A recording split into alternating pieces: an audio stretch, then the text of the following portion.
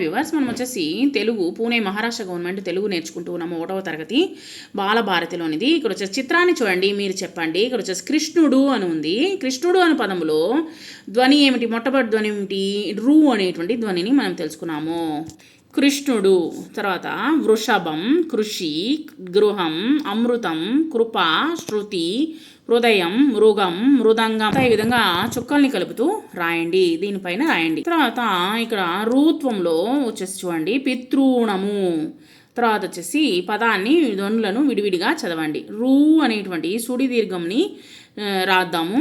మృ, వృ, భ్రూ, crew. తర్వాత ఒత్తు ఢ, తర్వాత క్ష అనేటువంటి పదాలని తెలుసుకుందాము. విడివిడిగా పలకండి. డక్క.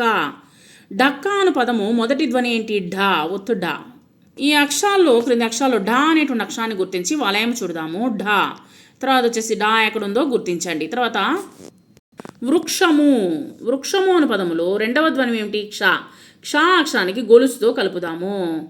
క్షణము, క్ష అక్షరము, క్షణము, క్షమాపణ, లక్ష, రక్ష. ఎక్కడుందో క్ష వచ్చేసి మీరు గొలుసు గుర్తించండి. గొలుసుతో ఈ విధాన్ని కలపండి. తర్వాత చుక్కల్ని కలుపుతూ చదువుతూ రాద్దాము. ఢ, క్ష. తర్వాత గృహం, వృక్షం. తర్వాత అక్షరాలను వచ్చేసి నీళ్లతో నేలపైన, తర్వాత వచ్చేసి గాలిలో ఈ విధంగా రాసి చూడండి.